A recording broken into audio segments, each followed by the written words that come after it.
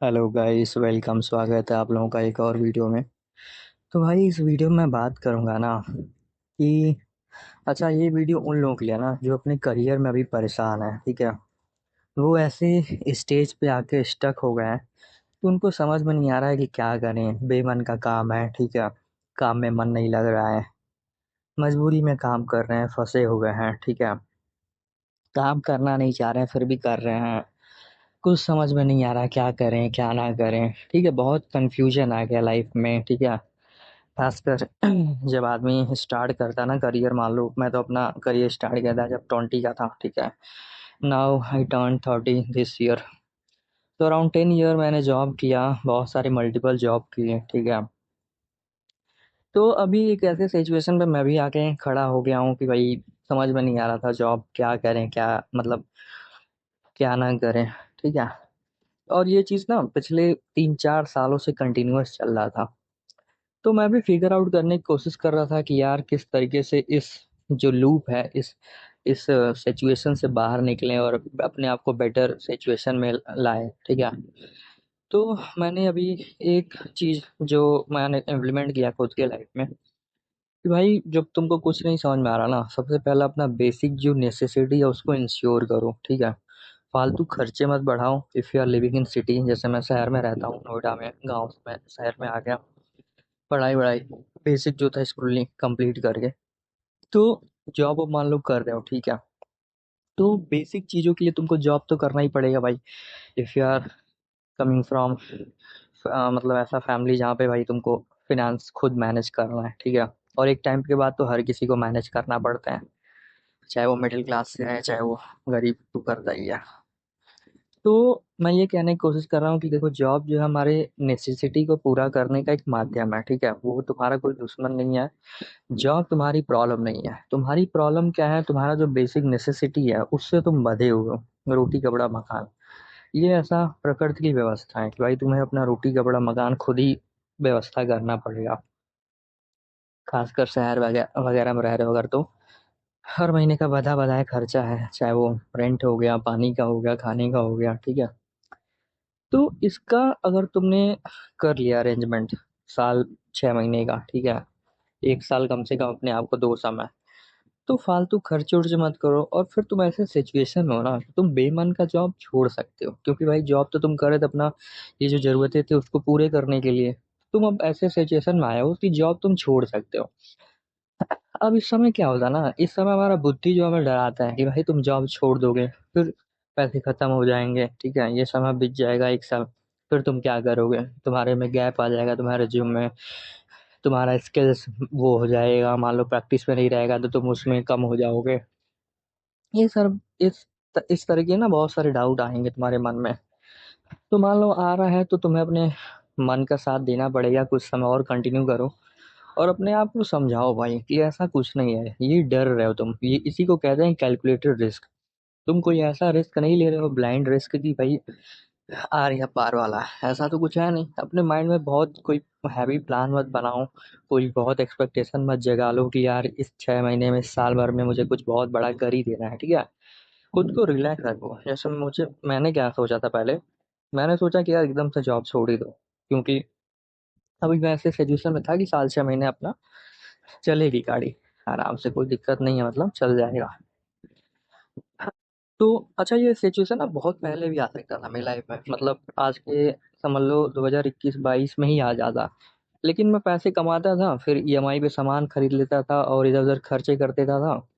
तो ज्यादा पैसे कमाने के बाद भी, मतलब इनफ पैसे कमाने के बावजूद भी आदमी बेमन के काम में फंसा रहता है। ठीक है, अगर उसको बेसिक मनी मैनेजमेंट ना आए। ठीक है, तो वो खैर मैंने थोड़ा देर से सीखा तो उसको फिर मैंने इम्प्लीमेंट किया। तो अभी ऐसे सिचुएशन हूँ, तो खैर पहले थॉट आता था, फिर मैंने अपने माइंड को थोड़ा स्ट्रांग बनाया, मतलब साइकोलॉजिकल चीज़ें समझा। ठीक है, भगवत गीता वगैरह और इन सब चीज़ों से तो क्लैरिटी मिलता है, ट्रूथ का पता चलता है कि भाई लाइफ जो है ये तुम्हारा थोड़े दिन का समय है। ठीक है, तो इन सब चीज़ों से ना तुम्हारा मन थोड़ा मजबूत होएगा कि यार इतना क्या टेंशन लेना है, 1 साल में तुम्हारा जीवन खत्म थोड़ी ना हो जाएगा, और हो ही जाएगा तो हो ही जाएगा, उसमें क्या करना है, फिर तो छुट्टी मिल गया। और नहीं होएगा तो 1 साल कम से कम तुम अपने मन के साथ तो रहोगे। उसके बीच में मान लो अगर तुम अपने मन के साथ रहोगे, बेमन का काम छोड़ दिए तुम, ठीक है, तो कुछ ना कुछ तो तुमको आइडिया आ ही जाएगा, कुछ ना कुछ तो तुम करोगे ही, तुम्हारा जो भी स्वभाव होगा उसके अकॉर्डिंग, ठीक है। तो ऐसा तो है नहीं कि वो टाइम पूरा तुम मतलब ऐसा ही चला जाएगा, तुम अपने मन के साथ रहोगे, ठीक है। ये भी अपने आप में एक लग्जरी है। आज के टाइम पे तुम देखो, बहुत जिसके पास पैसा है, सब पैसा कमा रहे हैं और भाग दौड़ में लगे हैं लोग, लेकिन खुद के साथ ना उनको जीवन जीने के लिए उनके पास टाइम ही नहीं है, ठीक है। हर कोई उस भाग दौड़ में लगा हुआ है, खुद के साथ समय बिताने के लिए वो एक एक क्षण के लिए वो कितने अ, परेशान है कि नहीं मिलता भाई उनको समय।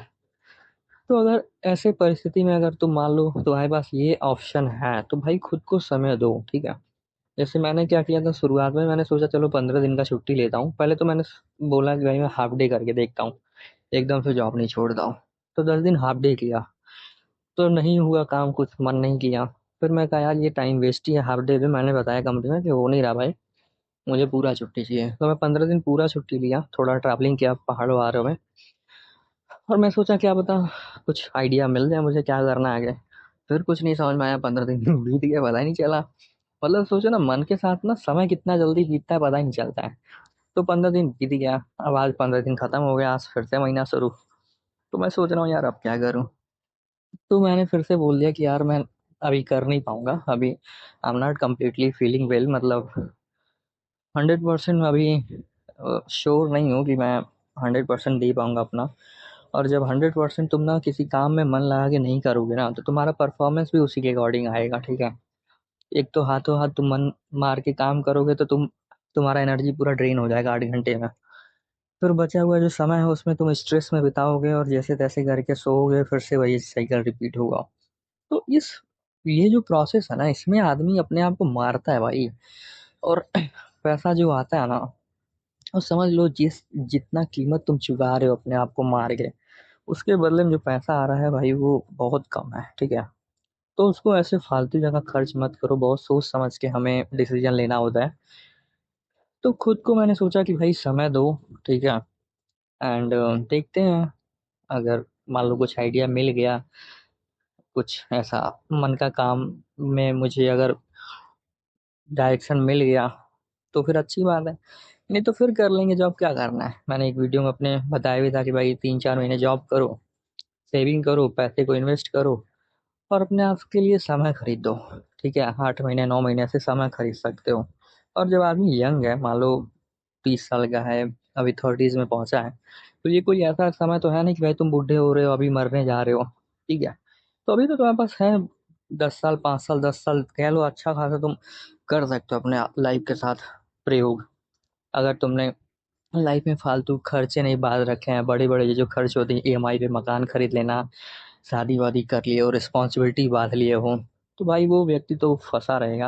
यार वो भी ये चीज़ अगर अप्लाई करे कि भाई मिनिमलिज्म को वो कर ले और पैसे को फालतू जगह खर्च ना करे, और जो परिवार की बेसिक नेसेसिटी है उसको अगर उसने वो कर लिया, जैसे मैं भी मान लो यहाँ पे रहता हूँ, फैमिली के साथ ही रहता हूँ, तो जो भी बेसिक नेसेसिटी मैंने उसको कर लिया, तो अब तो मैं फ्री हूँ ना। अब तो भाई चाहे परिवार बोले, समाज बोले, कोई भी बोले, मैंने वो अपना बेसिक चीज़ें इंश्योर कर दिया, तो गाड़ी धीरे धीरे चलती रहेगी, ठीक है।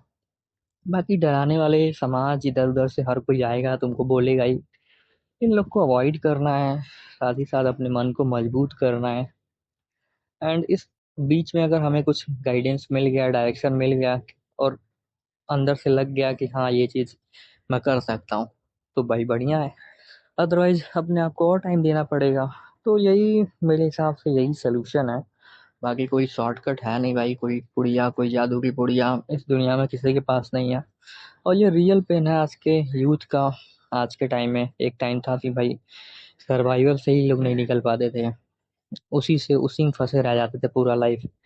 बट इस जनरेशन को है वो थोड़ा सा अपॉर्चुनिटी कि वो उससे निकल सकती है जल्दी से जल्दी, और अपने आप को समय दे सकती है, ताकि वो अपना जो पैशन है, शौक है, इंटरेस्ट है, उसको फॉलो कर सके।